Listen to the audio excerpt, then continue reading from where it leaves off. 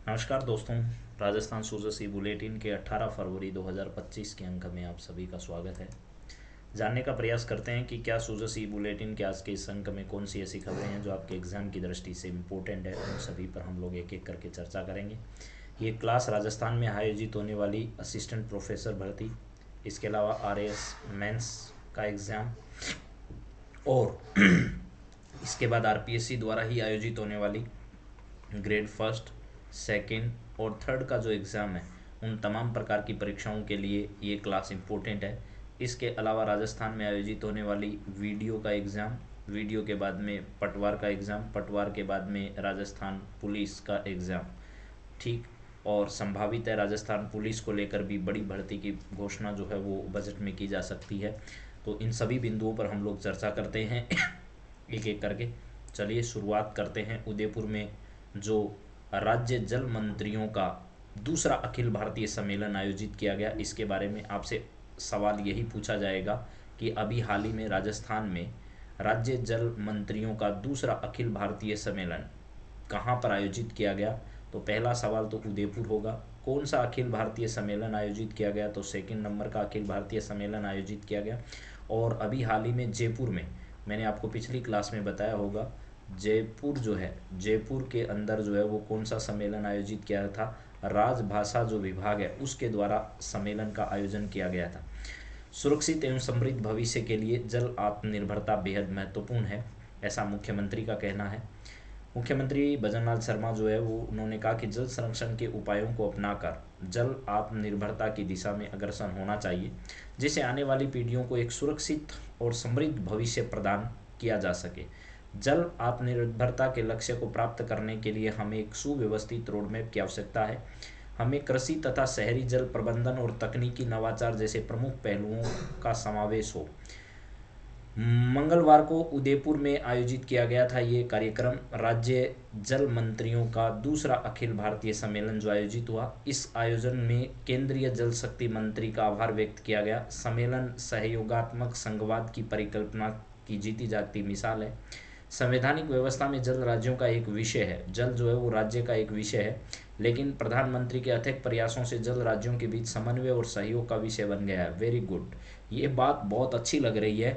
देखिए, जब राज्यों में और केंद्र में समन्वय होता है तो इस प्रकार के संबंध बनते हैं जिससे सहयोग बनता है। जैसे MP और राजस्थान के बीच में जो अभी हाल ही में राम जल सेतु को लेकर जो समझौता हुआ, वो भी इसी का परिणाम है। इसके अलावा हरियाणा और राजस्थान के बीच में यमुना जल समझौता हुआ है, वो भी इसी का परिणाम है। जब राज्यों में समन्वय होता है तो इस प्रकार के संबंधों से आपसी झगड़ा जो है वो नहीं रहता है और आपसी सहयोग के माध्यम से राज्यों की जो आधारभूत संरचना है उनमें विकास होता है। ओडिशा के मुख्यमंत्री श्री मोहन चरण मांझी ने कहा कि ओडिशा में से महानदी जो है गोदावरी, नर्मदा और ब्रह्मपुत्र जैसी बड़ी नदियां बहती है उड़ीसा से, जो जल संरक्षण के प्रति हमारी जिम्मेदारी को क्या करती है, बढ़ाती है। तो उड़ीसा के मुख्यमंत्री जो हैं वो भी, आपको पता होगा, उड़ीसा में लंबे समय बाद भारतीय जनता पार्टी की सरकार बनी और मोहन चरण मांझी जो हैं वो यहाँ के क्या हैं, मुख्यमंत्री हैं। तो अब वो भी इन नदियों का, महानदी है, गोदावरी है, नर्मदा है और ब्रह्मपुत्र है, इन सब नदियों का पेयजल जो है वो पूरे देश के राज्यों को मिले, इसकी दिशा में उन्होंने बात कही है। अभी भजनलाल शर्मा जी ने कहा कि राम जल सेतु लिंक परियोजना प्रदेश की जीवन रेखा है। इसके माध्यम से प्रदेश के 17 जिले और 4 लाख हेक्टेयर सिंचाई क्षेत्र, 3 करोड़ से अधिक आबादी को पेयजल उपलब्ध होगा। मातृभूमि से कर्म भूमि से मातृभूमि एक कार्यक्रम चलाया जा रहा है जिसमें जल संरक्षण के लिए राजस्थान के बाहर निवास करने वाले, राजस्थान के अपने जिले से बाहर रहने वाले लोगों को अपने जिले से जोड़ा जाकर अपने गांव में जल संरचनाओं को बनाने के लिए प्रवासी राजस्थानियों के लिए 60,000 गाँव में भूजल पुनर्भरण हेतु रिचार्ज वेल बनाने का योगदान दे रहे हैं। इसके अलावा राज्य सरकार जल संरक्षण के लिए कम पानी में उगने वाली फसलें, शहरी जल प्रबंधन, सीवरेज के पानी के शुद्धिकरण एवं पुनः उपयोग के लिए आधुनिक तकनीकों का उपयोग, जल गुणवत्ता एवं स्रोतों की निगरानी के लिए तकनीकी उपयोग सहित विभिन्न कदम उठा रही है। प्रधानमंत्री ने जल संरक्षण के विकास को एजेंडे में सर्वोच्च प्राथमिकता दी। 2047 तक अपने को साकार करने के लिए, विकसित भारत का सपना साकार करने के लिए जल आत्मनिर्भरता की भूमिका अत्यंत महत्वपूर्ण है। और इसमें देश के प्रधानमंत्री ने हर घर जो नल के माध्यम से जल पहुंचाने की योजना है, उसमें भी अभी 2000 कब तक 28 तक जल जीवन मिशन की अवधि को बढ़ा दिया है। राज्य सरकार शेष परिवारों को नल कलेक्शन देने के लिए भी तेजी से कार्य कर रही है। जल संरक्षण को देश के विकास के एजेंडे में सर्वोच्च प्राथमिकता दी जा रही है। इसके बाद में संशोधित पीकेसी लिंक परियोजना के तहत राजस्थान को ज़्यादा पानी मिलेगा, अब ये कहना है केंद्रीय जल शक्ति मंत्री CR पाटिल का। उन्होंने कहा कि राम जल सेतु लिंक परियोजना, जो पहले पीकेसी लिंक परियोजना के नाम से उद्घाटित हुई थी, 2047 तक देश को जल से सुरक्षित राष्ट्र बनाने के विजन पर हम लोग काम कर रहे हैं। और कहा कि स्वच्छता पर जोर दिया जा रहा है, 12 करोड़ शौचालय बनाए जा रहे हैं, 60 करोड़ लोग लाभान्वित इससे हो रहे हैं, डायरिया जैसी गंभीर बीमारियों से कमी आई है। जल जीवन मिशन में अब तक देश के 15 करोड़ घरों को शुद्ध पेयजल जो है उपलब्ध कराया जा चुका है और आने वाले समय में हम और भी कराने की दिशा में प्रयासरत हैं। ये देख सकते हैं आप लोग, यानी राजस्थान के मुख्यमंत्री और केंद्रीय जल शक्ति मंत्री CR पाटिल जो है वो आपके सामने, CR पाटिल जो है वो केंद्रीय जल शक्ति मंत्री हैं। और फिर एक बार अलग अलग नदियों का जल जो है वो एक बड़े कलश में प्रवाहित करके इन्होंने वापस जो है सभी का आपसी सहयोग जो है वो बढ़े, इसको लेकर के ये पहल जो है वो शुरू की है। त्रिपुरा के मुख्यमंत्री माणिक शाह जो है वो भी इस समय रहे। माणिक शाह त्रिपुरा के, मांझी साहब जो है वो कहाँ के, उड़ीसा के मुख्यमंत्री। और 70% त्रिपुरा का वन क्षेत्र जो है अधिकतर जनसंख्या आजीविका के लिए कृषि पर ही निर्भर है।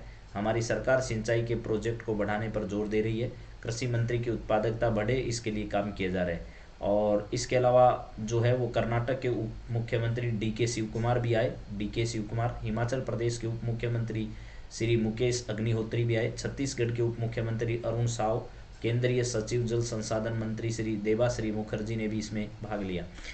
इस दौरान मुख्यमंत्री श्री भजनलाल शर्मा ने जल कलश सेरेमनी में सहभागिता के साथ की, साथ ही उन्होंने सारी नारी शक्ति से जल शक्ति, monograph water heritage site of India, जल जीवन mission, breaking the social barrier का लॉन्च तथा जल संचयन जन भागीदारी फिल्म और गीत का लोकार्पण भी किया। यानी इन्होंने नारी शक्ति से जल शक्ति, monograph water heritage site sorry इसकी भागीदारी जो है इसको निभाने के लिए कई प्रकार के सोशल प्लेटफॉर्म्स का भी उद्घाटन यहाँ पर किया गया। तो ये बात मेरे हिसाब से आप सब लोगों को समझ में आ गई होगी कि यहाँ पर इस प्रकार के कार्यक्रम जो है इनकी उपस्थिति में जारी किए गए। अब है